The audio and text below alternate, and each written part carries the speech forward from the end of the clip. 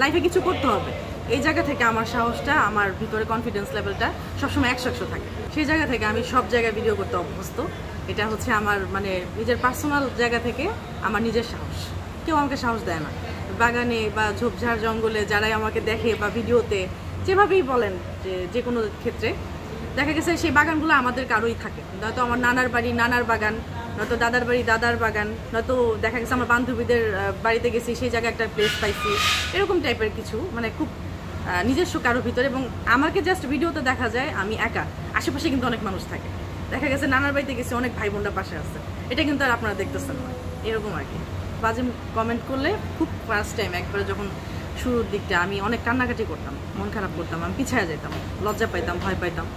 একটা সময় ভাবলাম যে না, আসলে এরা তো আমাকে জাস্ট কমেন্ট করতে পারবে, আমার লাইফে আগে যাওয়ার জন্য এরা আমাকে হেল্প করতে পারবে না। আমি যদি একবেলা দুইবেলা না খেয়ে থাকি, আমি যদি কাপড়ের কষ্ট করি, খাওয়ার কষ্ট করি, এরা কিন্তু আমাকে সাপোর্ট করবে না।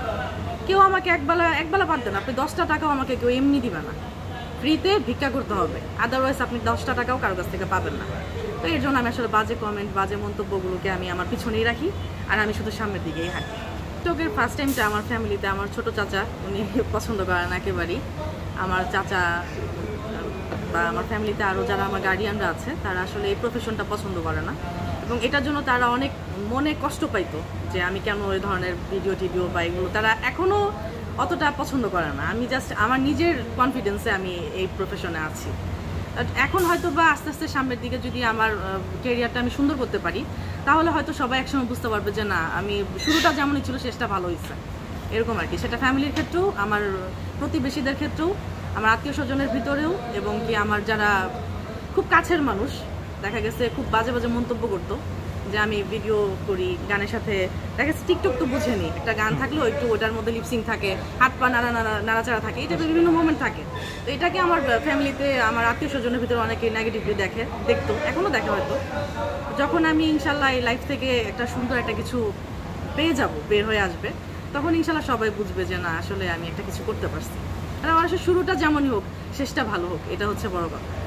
আমার হাজব্যান্ড হচ্ছে, ওর কথাটা হচ্ছে এরকম যে যখন ফার্স্ট টাইম ওর সাথে আমার পরিচয়, তখন দেখা গেছে যে ও জানেই, ও দেখছি যে আমি টিকটকে ইনভলভ, আমি খুবই এটার উপরে আমি খুবই উইক, আমার উইক পয়েন্ট টিকটক ভিডিও, ঘোরাঘুরি, এগুলো হচ্ছে আমার পছন্দের জিনিস। তো তখন সে আগে থেকে জানে এই ব্যাপারটা। আমার হাজব্যান্ডের সাইড থেকে কখনো আমার কোনো প্রবলেম হয়নি, ও যথেষ্ট আমাকে হেল্প করে। পরিবারে তো 10 জন মেম্বার থাকে, 7 জন মেম্বার থাকে, কোনো পরিবারে 4 জন। 4টা মানুষের চরিত্র বৈশিষ্ট্য একরকম হয় না, 4 জন 4 রকম হয়। তো এরা সবাই কিন্তু আমার পরিবার, ফ্যামিলি। তো ফ্যামিলিতে দেখা যাচ্ছে সবাই একরকম হয় না, এক একজনের মন্তব্য এক এক রকম, ওইভাবেই আমি দেখি। তবে এটা ঠিক যে আমাকে